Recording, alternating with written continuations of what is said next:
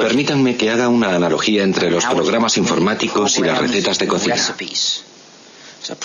Hay muchos puntos en común entre un programa y una receta, con una lista de etapas que hay que seguir y reglas que determinan en qué momento se ha terminado o cómo dar marcha atrás, y al final se obtiene un cierto resultado. Si a usted le gusta cocinar, sin duda intercambia sus recetas con sus amigos, y tal vez tenga tendencia a modificarlas. Si ha modificado usted la receta, si el resultado le gusta y a sus amigos también, existe la posibilidad de que usted les pase la nueva versión de la receta. Y ahora imagine un mundo en el que no podrían cambiar su receta porque alguien ha decidido que es imposible modificarla. E imagine que si comparte esa receta con sus amigos, le tratarán de pirata y harán todo lo posible por mandarle a la cárcel durante unos cuantos años.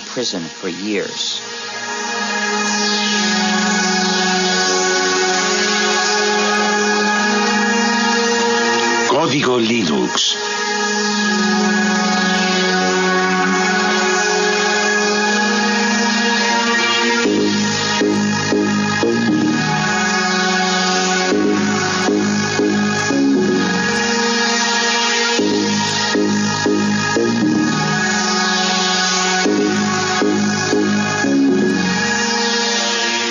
Utilizo la palabra hacker en su sentido original para describir a una persona que practica la programación informática como una especie de pasión artística y que forma parte o se identifica con la cultura de los hackers, es decir, con el grupo de programadores que históricamente están en los orígenes de Internet, de Linux y de la World Wide Web. Hacker, qué palabra mágica. El rebelde de nuestra nueva era. En el principio era el ordenador, luego el ordenador personal y por fin apareció la red que ha conectado a todo el planeta y que recibe el nombre de Net. ¿Contra qué se rebelaron los famosos hackers? Para que nuestros ordenadores funcionen necesitan un sistema operativo. Nuestros hackers se negaron a que ciertas compañías, sobre todo Microsoft, desarrollasen sistemas operativos sin entregar al mismo tiempo los códigos de fabricación que permiten adaptar nuestro ordenador a nuestras propias necesidades. Entonces se pusieron a descifrar los códigos para repartirlos de forma gratuita a través de la red y ponerlos a disposición de todo el mundo. Así se inició esta nueva guerra postmoderna entre Bill Gates, jefe multimillonario de Microsoft, y algunos insolentes e impertinentes programadores que rechazan el sistema cerrado en el que quiere encerrarlos el magnate de la informática. Un pequeño genio de Finlandia lanzó a la red un nuevo sistema operativo para ordenadores y un ejército de programadores del mundo entero trabajó con él para hacer evolucionar y dar una salida a este sistema que compite de frente con Microsoft y que recibe el nombre de Linux.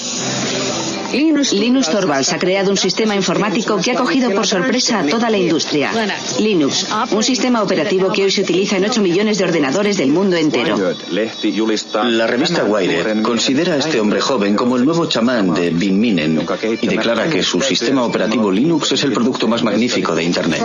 El hecho de que Torvalds distribuya Linux de forma gratuita y revele su código fuente le ha convertido casi en un personaje de culto. Linus Torvalds, genio de la informática, sueña con derrotar a Bill Gates de Microsoft. ¿Será de verdad posible? Algunos dicen que Linus Torvalds ha realizado un milagro.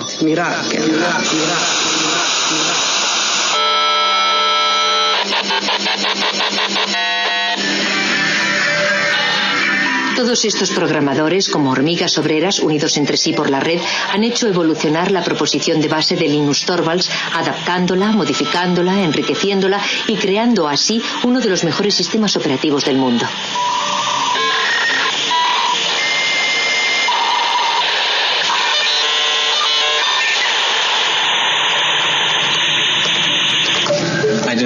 Yo no quería que ningún otro hiciese lo mismo que yo, que tratase de encontrar algo parecido a Linux. Me dije, tal vez otro estudiante de informática necesita un sistema operativo y de esta forma no arrancará de cero. No quería luchar contra los molinos de viento, no se trataba de Don Quijote contra el resto del mundo, buscando crear el mejor de los mundos posibles.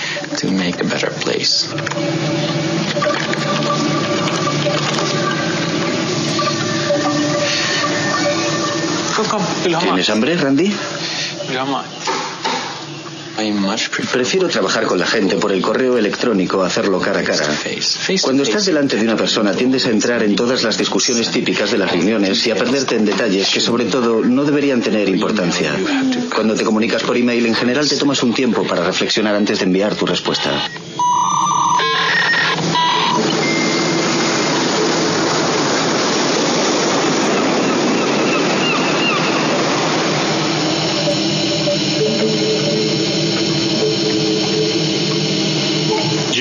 El simple hecho de que no estemos todos en la misma habitación no significa que no estemos juntos en el sentido social del término. Es como si compartiéramos una oficina muy grande. Incluso nos peleamos y reñimos por internet. Es un proyecto enorme. Que yo sepa, ningún otro proyecto de creación de software ha hecho trabajar jamás a tanta gente repartida por toda la superficie del globo, todos unidos y apasionados por el objetivo común de desarrollar un nuevo software. Lo más innovador de la comunidad Linux no es su código fuente, sino más bien toda la maquinaria social que se ha creado a su alrededor.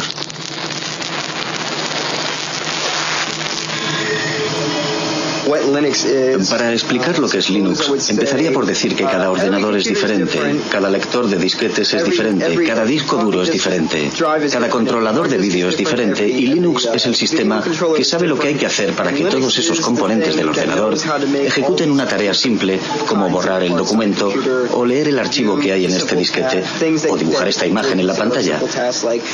Linux sabe cómo hablar a esos diferentes componentes materiales y les permite efectuar las operaciones corrientes que realizamos a diario con nuestros ordenadores. ¿A qué nos referimos con exactitud cuando decimos Linux? Algunos se refieren al sistema operativo informático global sobre el que reposa todo lo que ocurre en el interior de nuestro ordenador. Otros utilizan el término Linux para designar la parte más importante del programa, el kernel o núcleo.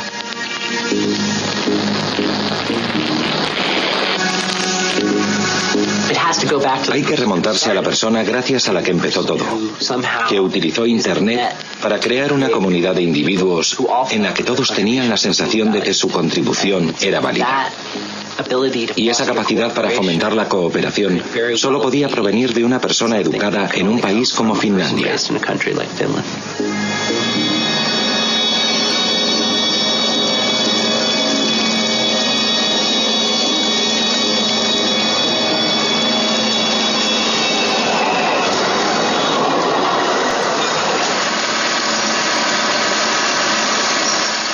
...1969 fue un año fantástico. Los primeros pasos del hombre en la luna, el festival de Woodstock, el nacimiento de ARPANET, antepasado de Internet, los inicios de Unix, el sistema operativo de los grandes ordenadores, y el 28 de diciembre el nacimiento de Linus Torvalds.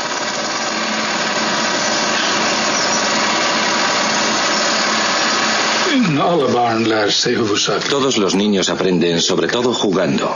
Por eso fue de verdad muy importante que Linus entrase en el mundo de la informática en un momento en el que los ordenadores todavía eran muy simples. Para un niño de 10 o 12 años era fácil darse cuenta de lo que había en el interior del ordenador, comprender su esencia. Para los niños y las niñas de hoy día es mucho más difícil comprender el mismo tipo de cosas, porque hay demasiados niveles y elementos complicados en los ordenadores actuales para que puedan adquirir el tipo de instinto y de comprensión que Linus adquirió a través del juego.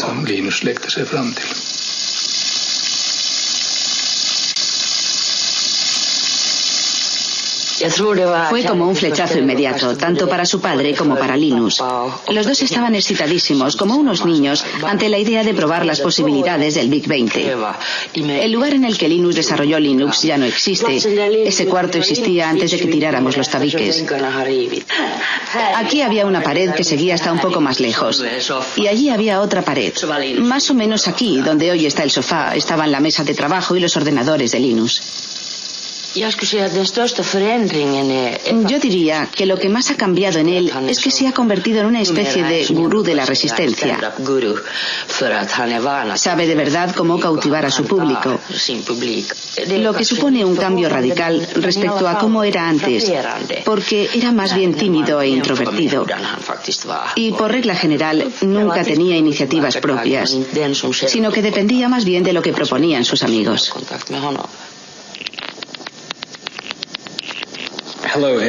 Hola a todos los que utilizan Minix. Estoy creando un sistema operativo gratuito. Es solo un hobby, no se trata de nada enorme ni profesional como GNU para los clones 386-486-AT. Me gustaría recibir todo tipo de comentarios sobre lo que la gente piensa de Minix, porque mi sistema operativo se parece un poco al suyo. Todas las sugerencias serán bien recibidas, aunque no prometo que las vaya a incluir todas. Firmado linustorvalds@cruna.helsinki.fi. 1991. Se derrumba la Unión Soviética. Comienza la Guerra del Golfo. El físico británico Tim Berners-Lee crea un sistema de hipertexto al que llama World Wide Web. Microsoft va camino de dominar el mundo. Y el 17 de septiembre, Linus Torvalds envía la primera versión de Linux, la 0.01, al mundo entero vía Internet. Las primeras reacciones llegan al cabo de pocas horas.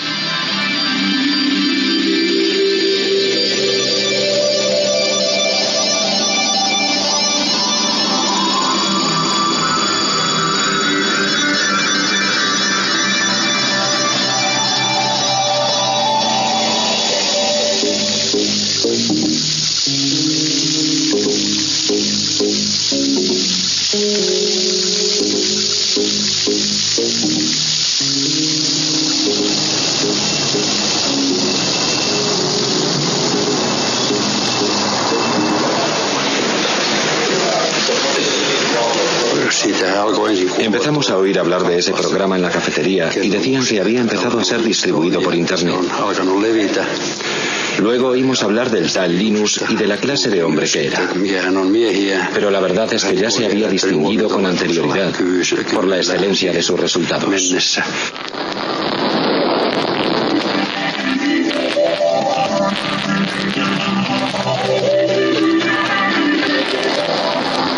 Linus Torvalds creó Linux a partir del sistema operativo Unix. Ken Thompson y Dennis Ritchie, de los laboratorios AT&T Bell, habían realizado la primera versión del sistema operativo de Unix en 1969. Unix era de libre acceso y se hizo muy popular en el medio universitario. Su filosofía se basaba en dos conceptos. En primer lugar, que todo es un archivo. Y en segundo lugar, que cuando creas un programa escribes cosas que cumplen una sola finalidad, pero que la cumplen bien.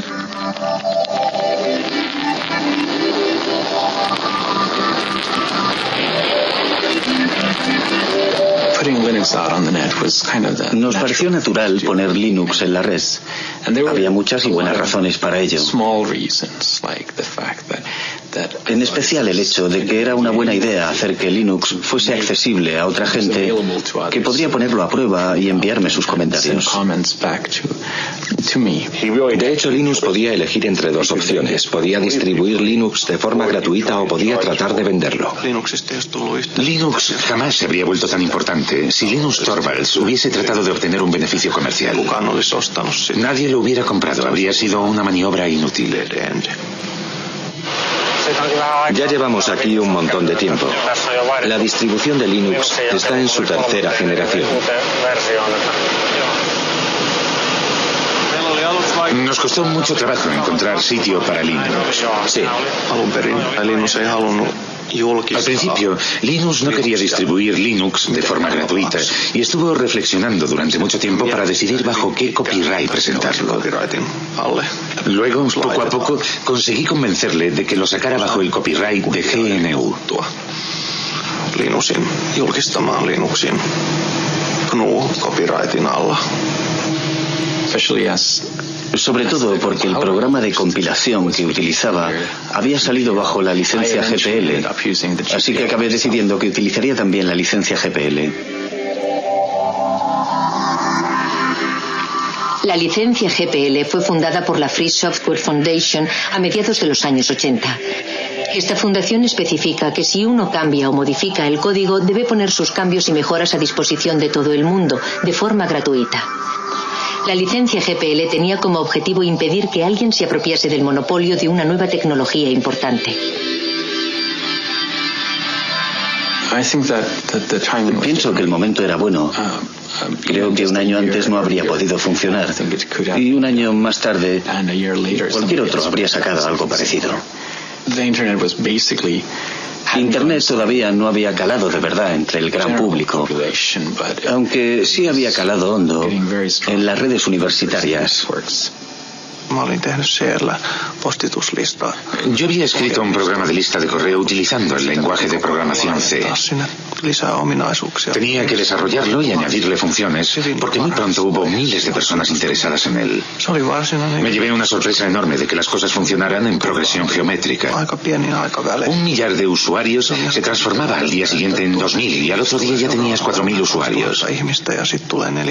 Sin Internet, el desarrollo de Linux habría sido como querer jugar al ajedrez por correo.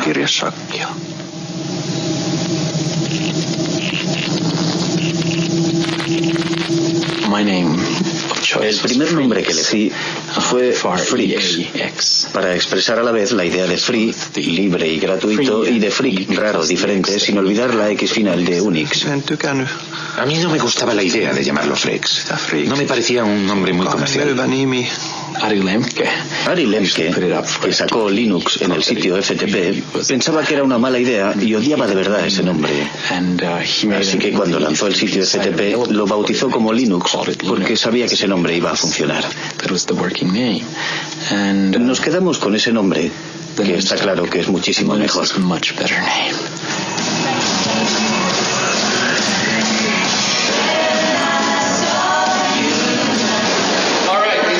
Hoy parece que tenemos un buen montón de geeks y nerds entre nosotros. La primera pregunta de la categoría fácil es: ¿cómo se pronuncia Linux?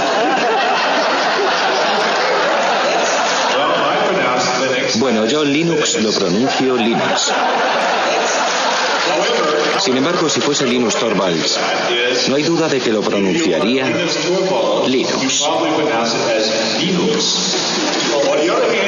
Claro que si uno es de la costa oeste de los Estados Unidos, lo más seguro es que lo pronunciaría Linux.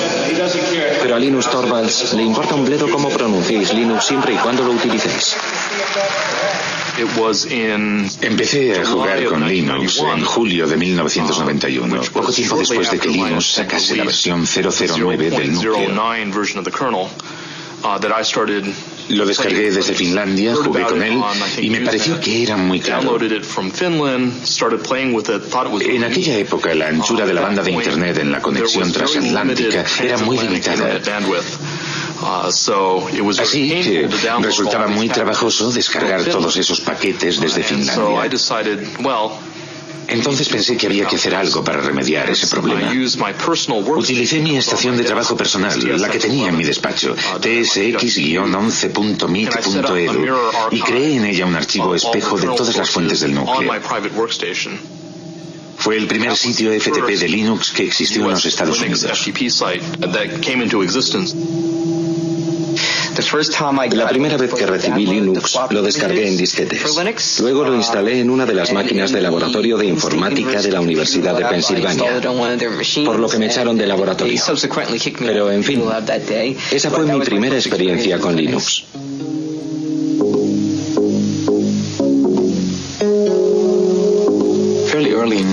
Bastante pronto, en 1992, cuando había 50 o 100 usuarios, me di cuenta de que ya no conocía a nadie. Ya no se trataba solo de mí y de algunos amigos, sino que éramos yo y alrededor de 200 personas más, que yo no tenía ni la menor idea de quiénes eran, dónde vivían ni lo que hacían con el sistema, y eso supuso un gran paso.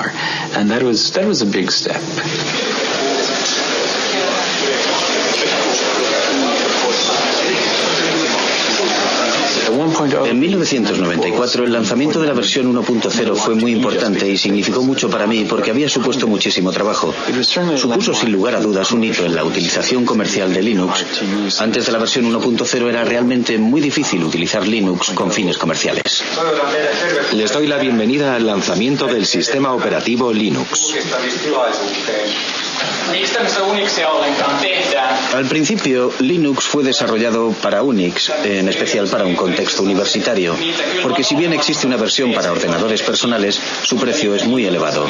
Se puede comprar un DOS para un ordenador personal por 200 marcos, pero Unix puede representar con facilidad un desembolso de 20.000 marcos, que es un precio demasiado caro para un estudiante. Vayan a una tienda de informática y pregunten si tienen el SCU Unix y les contestarán que si están locos. Porque la verdad es que es mucho más sencillo hacérselo uno mismo.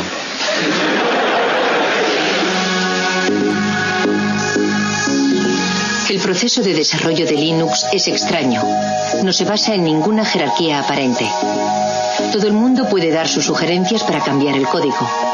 Pero hay una persona que dirige, que toma las grandes decisiones y que selecciona las mejores ideas. Linus, el dictador benévolo.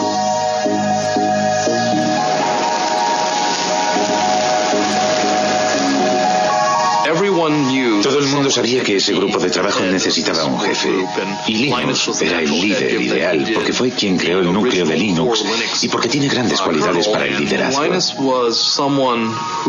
Sin embargo, en la vida real es bastante humilde y jamás se atribuye un mérito que no le corresponde.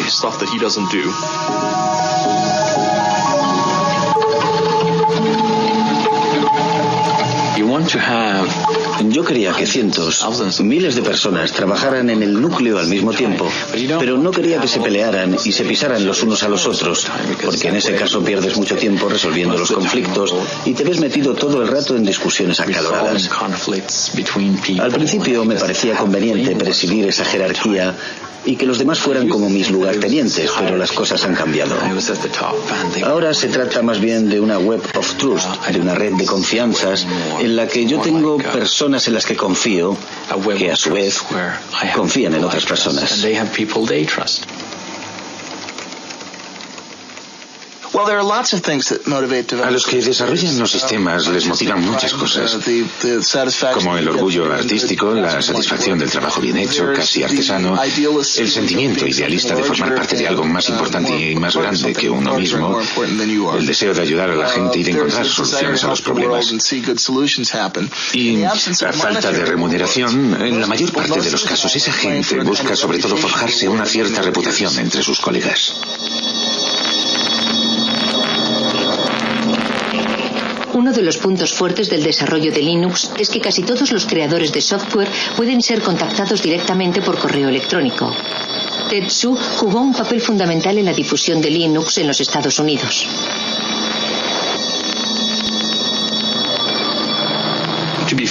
Para ser sincero, es muy fácil decir, si nosotros tomáramos las decisiones, no haríamos esas cosas, pero no recibiríamos todos esos emails diciendo, por favor, quisiera esa nueva función. De modo que no sé lo que haría si de verdad estuviese a cargo de todo. Dave Miller estudia los cambios que los programadores desean aportar al kernel, al núcleo del sistema. Actúa como intermediario entre los programadores del mundo entero y el rey Linus.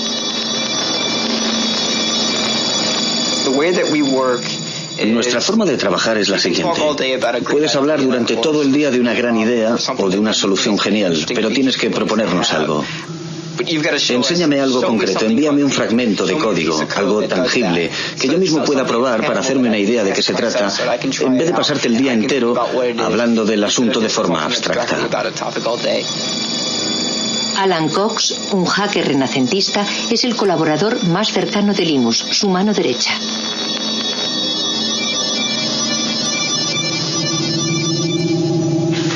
Para mí el código presenta muchas similitudes con la poesía, por ejemplo, o con ciertos tipos de literatura.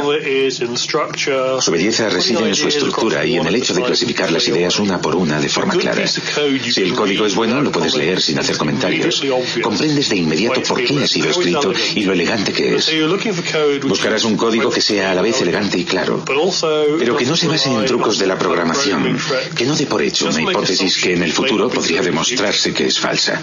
Porque lo último que te interesa es tener demasiado código en el núcleo final. En el núcleo de Linux, en general, el código no necesita demasiado esfuerzo para funcionar porque nuestro objetivo no es programar y reprogramar por siempre jamás. Después de haber dirigido el proyecto Linux durante 5 años en Finlandia, en Helsinki, Linus fue reclutado por Silicon Valley en California. Él deseaba descubrir el otro mundo, el del comercio y la industria. Quería salir del mundo universitario.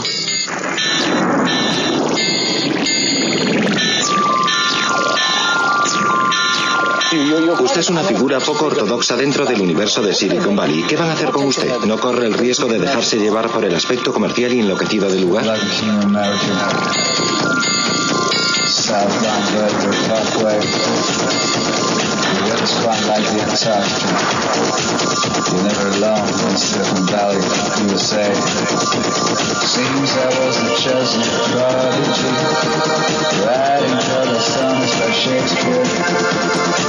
Some sort of balcony, we couldn't even get near. And they didn't even have it yet.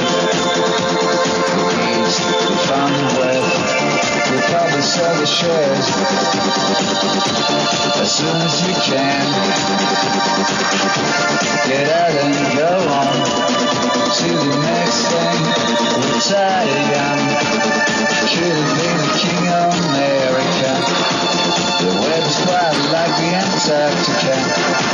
Southbound Vertigo Parkway. Linus empezó a trabajar para la compañía Transmeta, la empresa misteriosa que se negó durante muchos años a revelar sus actividades. Se sabía, sin embargo, que trabajaba con un código fuente cerrado, siguiendo el ejemplo de Microsoft. ¿Habría cambiado Linus de bando? El mundo de los negocios tiene leyes extrañas. Al mismo tiempo que trabajaba para Transmeta, Linus podía seguir desarrollando su propio software con permiso de sus jefes. Hicieron todo lo que pudieron para obligarme a ser la imagen de Linux y de la comunidad open source en su conjunto. A pesar de que no había sido yo el que había tenido la idea de open source.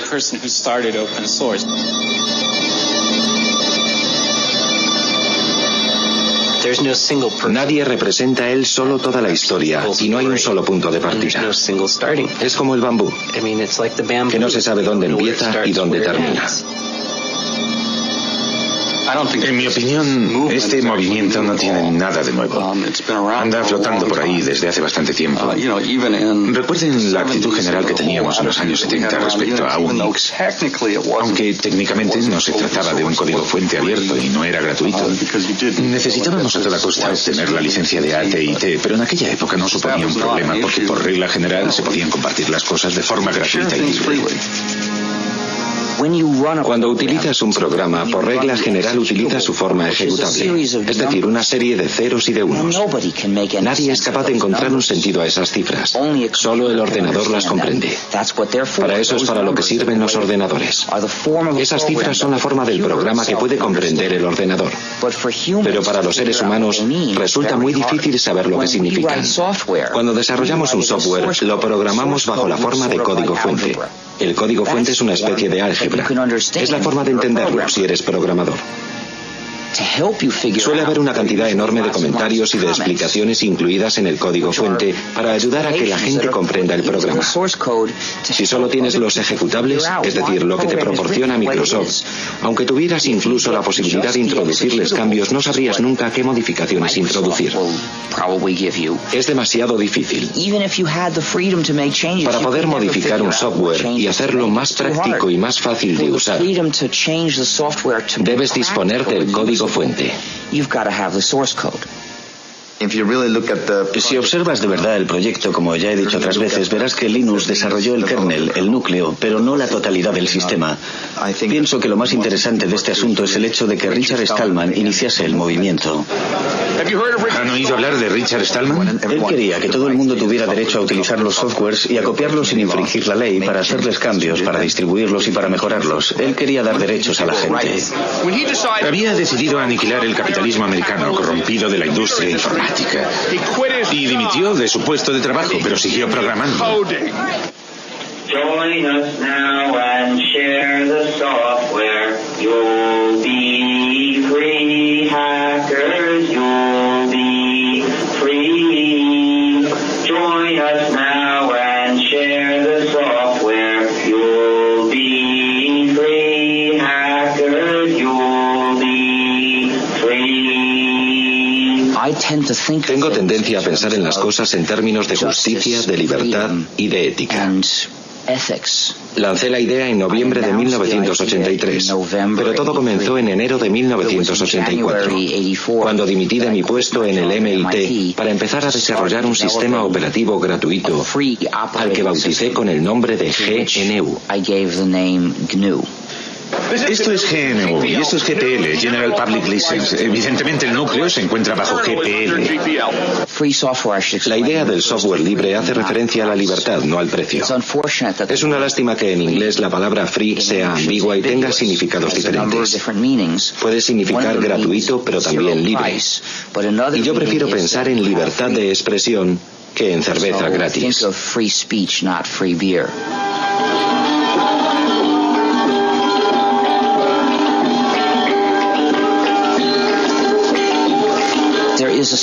Existe una similitud entre el folclore cuando un poema o una canción se redefine o cambia de forma de un cantante a otro,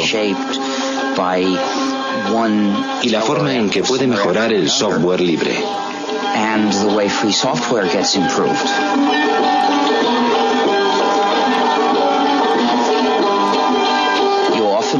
A menudo el software libre es desarrollado por un grupo de personas que no incluye a ninguno de los que lo desarrollaron al principio.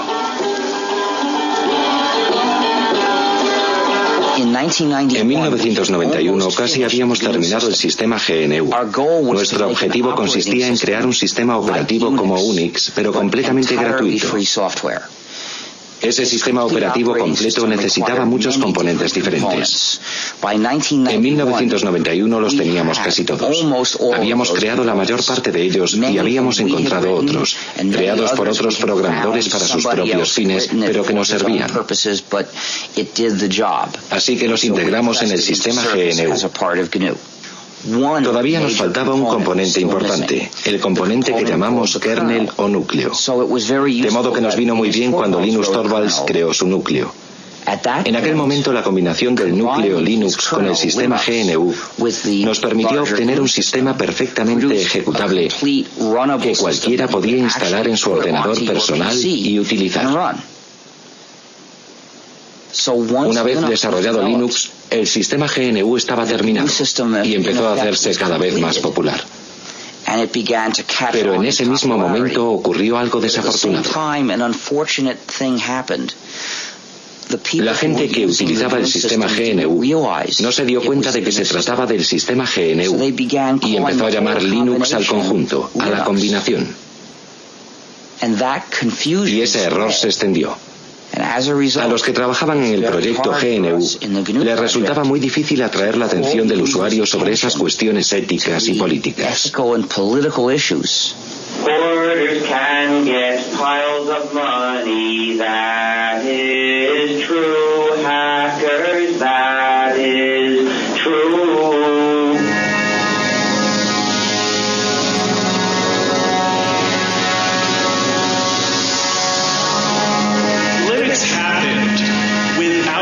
Linux nació sin la ayuda de ricos inversores, incluso a pesar de esa ayuda.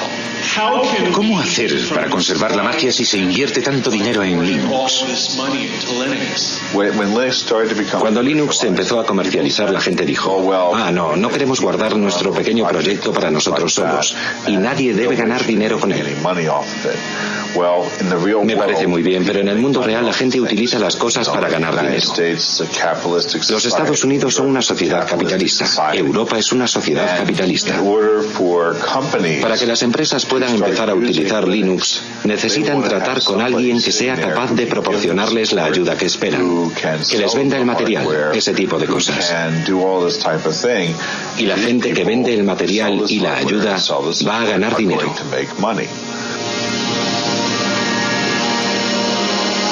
Pocos de nosotros somos hackers. En realidad, son muy pocos los que harán el esfuerzo de descargar su propia versión de Linux en Internet. Todavía son menos los que se dedicarán a tratar de mejorar el código mismo. Aunque Linux sea difícil de utilizar, los clientes han sabido apreciar su gran fiabilidad y la accesibilidad de su código fuente. Para las empresas visionarias se trataba de una oportunidad que no se podía pasar por alto.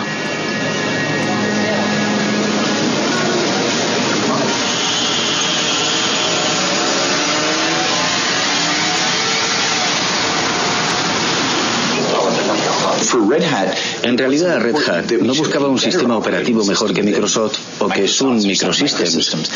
Lo que más nos interesaba era poder contar con un sistema operativo capaz de resolver los problemas que nuestros clientes no podían arreglar con un software tradicional. Nos dimos cuenta de lo que estábamos haciendo. Desarrollábamos una tecnología y luego entregábamos el código al público. ¿Cómo entonces íbamos a ganar dinero? Por supuesto, cuando fuimos a California, a Silicon Valley, todo el mundo nos dijo: si reveláis los códigos, jamás podréis ganar dinero en el negocio del software. Cuando regresamos, hablamos con nuestros clientes y nos dimos cuenta de que lo único que los mantenía fieles a nosotros era precisamente el hecho de que nosotros revelábamos los códigos y que por primera vez podían controlar la tecnología que utilizaban. El verdadero valor de todos los productos de software reside en la hotline o línea caliente, es decir, en la relación de ayuda permanente que existe entre el vendedor y el usuario. Y eso es lo que proporciona el software, las características de la industria de los servicios y no las de la industria de la producción. Linux funciona de maravilla en el campo de los servidores de aplicaciones de Internet, pero como no es fácil de utilizar por los particulares, solo posee una pequeña participación en el mercado de la informática. El proyecto Genome, con su interfaz gráfica, trata de rellenar ese hueco, pero resulta que los hackers son elitistas y siguen siendo fieles a Linux.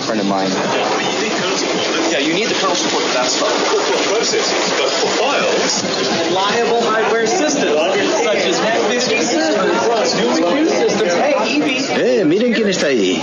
Es un pingüino. Hola, pingüino. Vaya, pero si es Tax. Hola, Tax. El trabajo de Linus Torvalds crea todavía más millonarios y billonarios y le está haciendo salir canas al hombre que de lejos es el más rico del mundo, Bill Gates.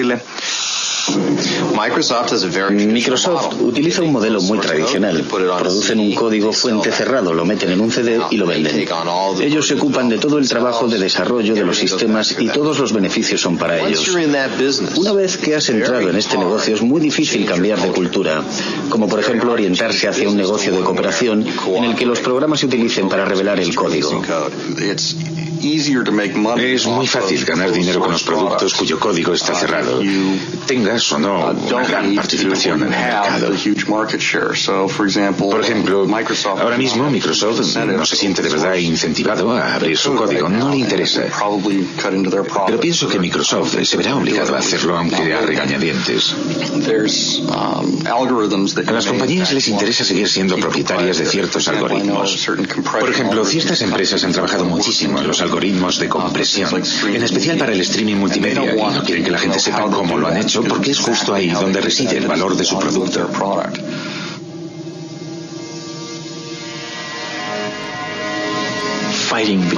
La famosa lucha entre Linus, líder de Linux, y Bill Gates, líder de Microsoft, empieza a tomar un cariz realmente personal.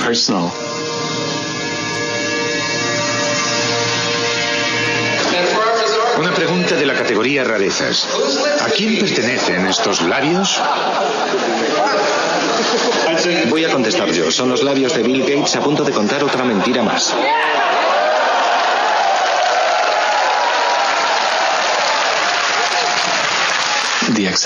La aceptación de Linux se ha visto muy favorecida por el hecho de que la gente sabía de su existencia por la prensa. El aspecto David contra Goliat de la historia nos ayudó un poco, aunque en realidad eso no sea cierto del todo. La gente espera de los demás que sean amables y hagan bien las cosas. Yo no pienso que eso sea cierto ni que deba serlo.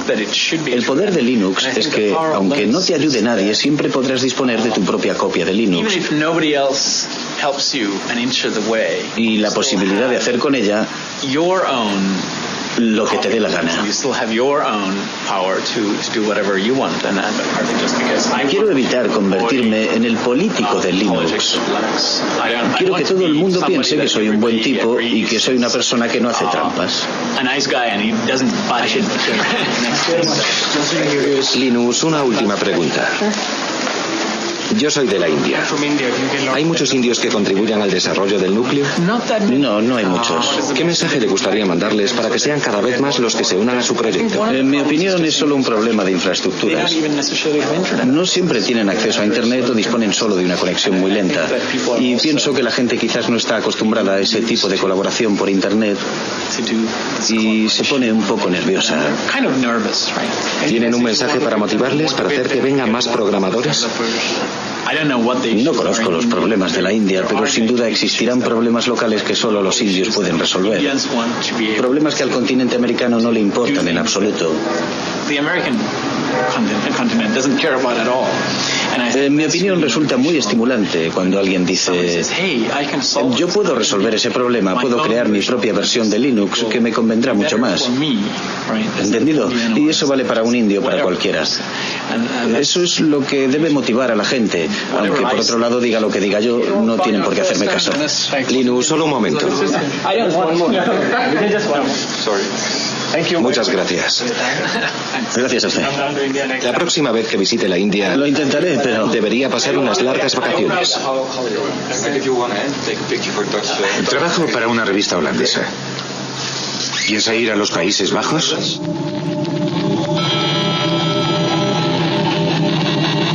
El verdadero valor de Linux puede ser otro que el de anular a Microsoft. Linux fue concebido para funcionar con ordenadores baratos y para resolver problemas corrientes. Si uno no tiene bastante dinero, representa una verdadera alternativa totalmente gratuita. El proyecto Linux empezó en Europa y en los Estados Unidos, pero hoy día el software libre permite encontrar siempre nuevos programadores, procedentes incluso de países en los que la informática está dando todavía sus primeros pasos.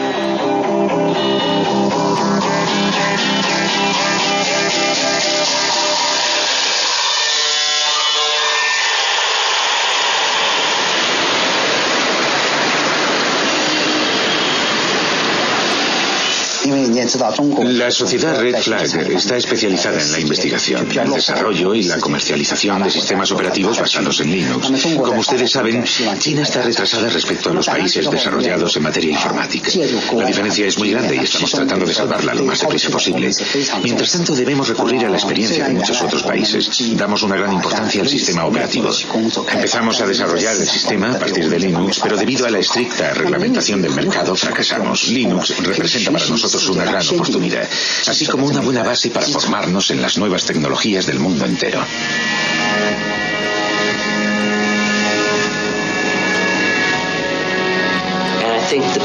Es la mayor transferencia de riqueza que se haya visto jamás entre lo que llamamos el norte industrializado, Europa y Estados Unidos, y el tercer mundo.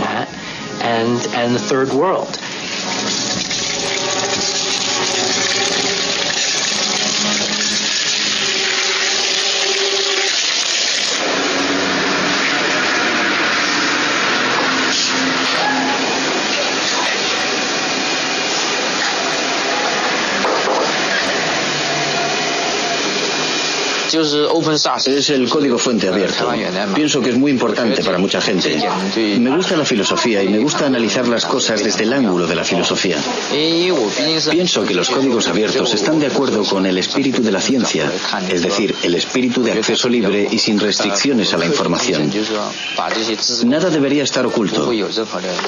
Esa es mi primera impresión respecto a Linux.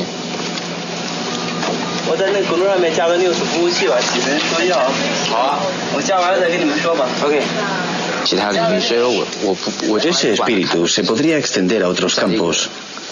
Nunca he pensado que debiera aplicarse únicamente al campo de la informática. Resumiendo, por una parte está una de las clases más privilegiadas de las sociedades capitalistas, los programadores. Pueden ganar tanto dinero con la programación que tienen tiempo libre para dedicarse a sus aficiones. Los programadores como Alan Cox pueden imponer su precio. Son las personas que se encuentran en el vértice de la pirámide, que transfieren su propiedad intelectual, que supone una riqueza enorme, hacia los países pobres. Es el socialismo en acción, aunque a los liberales les horrorice que se mencione siquiera.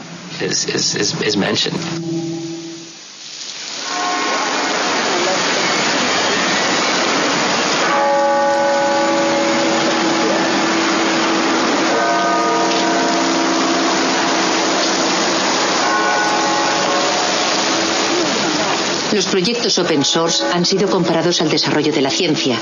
La ciencia en sí misma no da dinero. Son las aplicaciones industriales de las investigaciones las que crean riqueza. Para los hackers partidarios de la open source, el desarrollo de Linux ha sido siempre un proyecto voluntario de tipo científico, un auténtico hobby. Los expertos más valiosos de Linux acabaron por ser contratados por otras compañías. En 1999, durante el auge de la economía de la red y de los negocios electrónicos, algunas empresas Linux cotizaron en bolsa. Wall Street anunció que las acciones de Linux alcanzaron valores récord. Por supuesto, la situación no duró, pero durante un cierto tiempo algunos hackers de Linux fueron increíblemente ricos, al menos sobre el papel.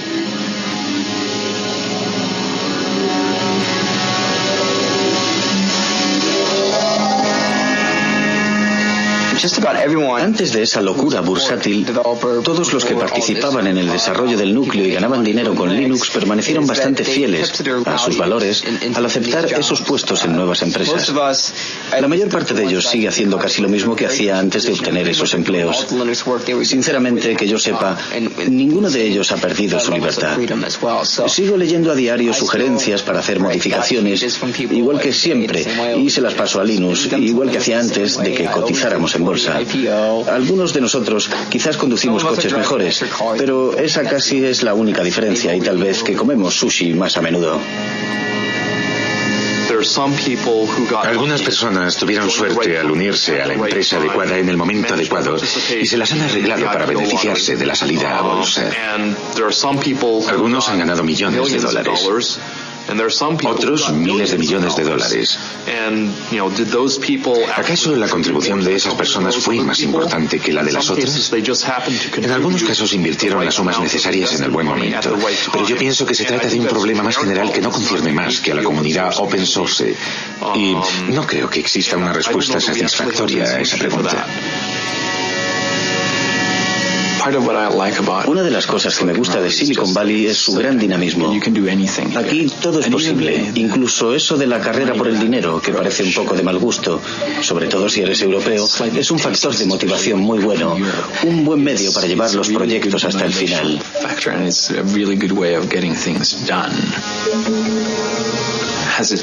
¿Me ha hecho cambiar el hecho de vivir aquí? Supongo que sí. Ya no soy el mismo que era cuando llegué. Pero no creo que me interese más el dinero que antes.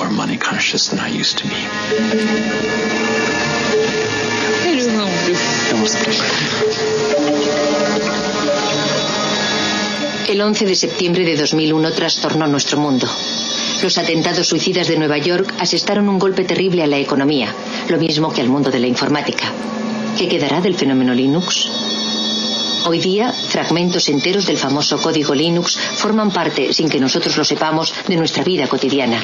En nuestros teléfonos portátiles, en nuestros tostadores y en nuestros despertadores. El sueño de Linus Torvalds de liberar la informática tiene posibilidades de hacerse realidad. Y en cuanto a los grandes ideales, tal vez una de las grandes ocasiones perdidas de nuestra época sería el hecho de que el software libre no liberase nada más que un código.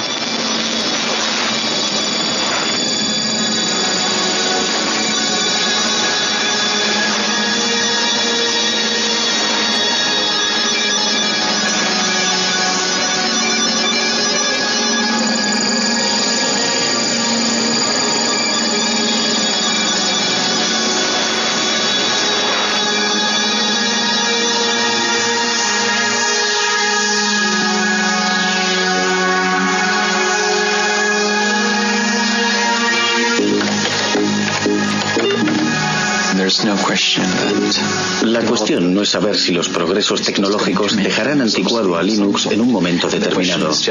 La cuestión es saber justamente cuánto tiempo va a tardar en ocurrir eso. Randy, ¿no te afiles las garras en el sofá? Pienso que uno de los poderes de Open Source es que en el futuro, dentro de 5, 10 o 50 años, el mejor sistema operativo del momento siempre podrá sacar partido del código fuente de Linux.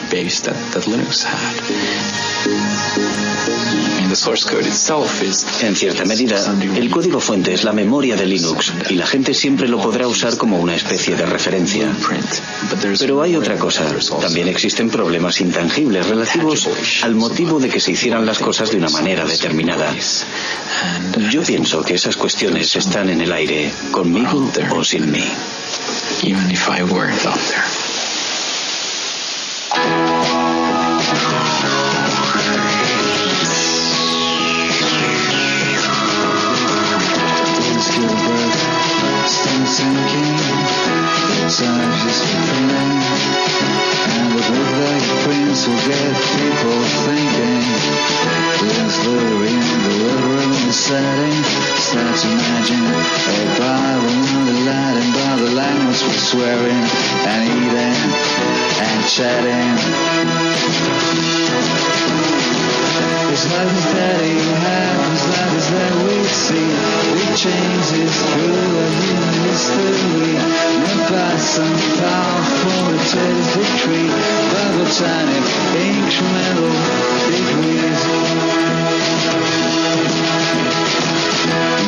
Goes to Washington to speak about praxis, retro chains, little man and universal access.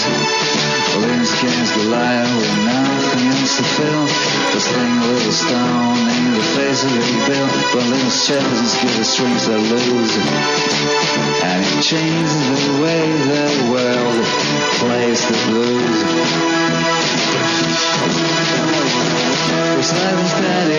Cerrado en el que quiere encerrarlos el magnate de la informática. Un pequeño genio de Finlandia lanzó a la red un nuevo sistema operativo para ordenadores y un ejército de programadores del mundo entero trabajó con él para hacer evolucionar y dar una salida a este sistema que compite de frente con Microsoft y que recibe el nombre de Linux. Linus Torvalds ha creado un sistema informático que ha cogido por sorpresa a toda la industria. Linux, un sistema operativo que hoy se utiliza en 8 millones de ordenadores del mundo entero. La revista Wired considera a este hombre joven como el nuevo chamán de Bin Minen y declara que su sistema operativo Linux es el producto más magnífico de Internet. El hecho de que Torvalds distribuya Linux de forma gratuita y revele su código fuente le ha convertido casi en un personaje de culto. Linus Torvalds, genio de la informática, sueña con derrotar a Bill Gates de Microsoft. ¿Será de verdad posible? Algunos dicen que Linus Torvalds ha realizado un milagro.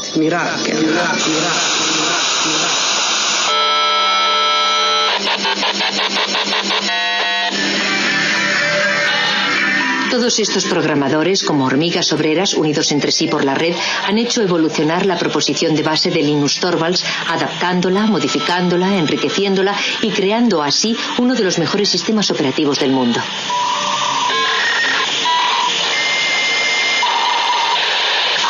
Por Internet. Es un proyecto enorme. Que yo sepa, ningún otro proyecto de creación de software ha hecho trabajar jamás a tanta gente repartida por toda la superficie del globo, todos unidos y apasionados por el objetivo común de desarrollar un nuevo software. Lo más innovador de la comunidad Linux no es su código fuente, sino más bien toda la maquinaria social que se ha creado a su alrededor.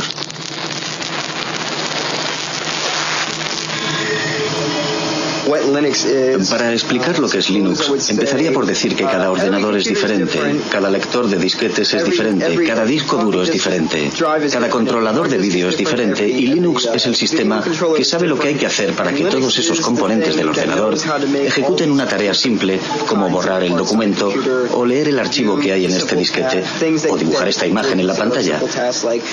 Linux sabe cómo hablar a esos diferentes componentes materiales y les permite efectuar las operaciones corrientes que realizamos a diario con nuestros ordenadores.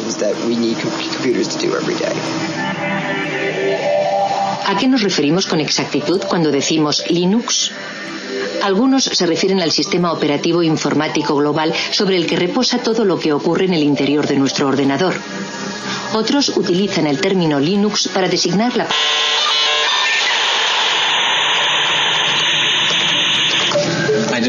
Yo no quería que ningún otro hiciese lo mismo que yo, que tratase de encontrar algo parecido a Linux. Me dije, tal vez otro estudiante de informática necesita un sistema operativo y de esta forma no arrancará de cero. No quería luchar contra los molinos de viento, no se trataba de Don Quijote contra el resto del mundo, buscando crear el mejor de los mundos posibles.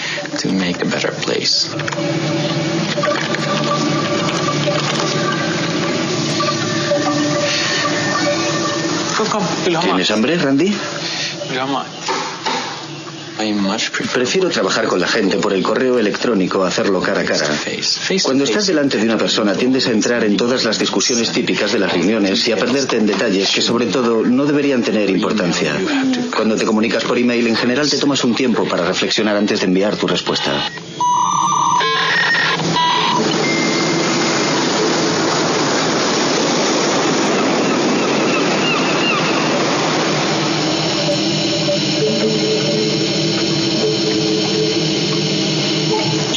El simple hecho de que no estemos todos en la misma habitación no significa que no estemos juntos en el sentido social del término. Es como si compartiéramos una oficina muy grande. Incluso nos peleamos y reñimos.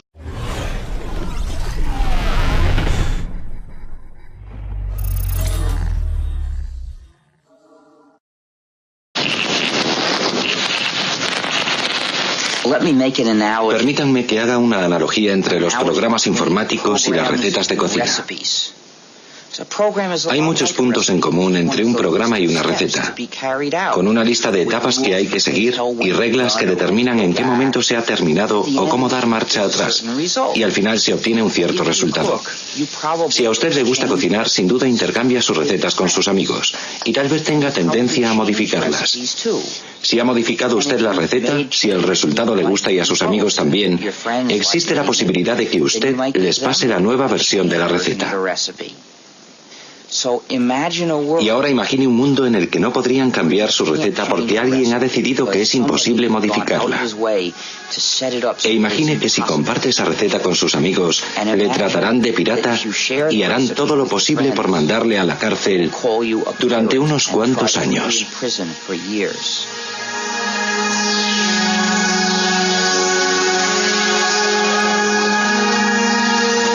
Código Linux.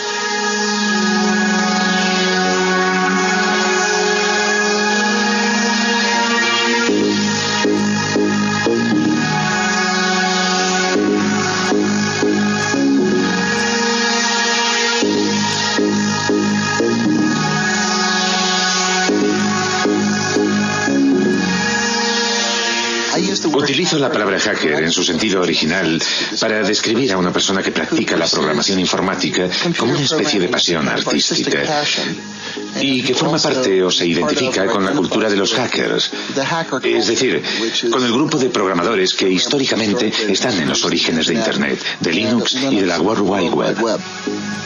Hacker, qué palabra mágica. El rebelde de nuestra nueva era. En el principio era el ordenador, luego el ordenador personal y por fin apareció la red que ha conectado a todo el planeta y que recibe el nombre de NET. ¿Contra qué se rebelaron los famosos hackers? Para que nuestros ordenadores funcionen necesitan un sistema operativo. Nuestros hackers se negaron a que ciertas compañías, sobre todo Microsoft, desarrollasen sistemas operativos sin entregar al mismo tiempo los códigos de fabricación que permiten adaptar nuestro ordenador a nuestras propias necesidades. Entonces se pusieron a descifrar los códigos para repartirlos de forma gratuita a través de la red y ponerlos a disposición de todo el mundo. Así se inició esta nueva guerra postmoderna entre Bill Gates, jefe multimillonario de Microsoft, y algunos insolentes e impertinentes programadores que rechazan el sistema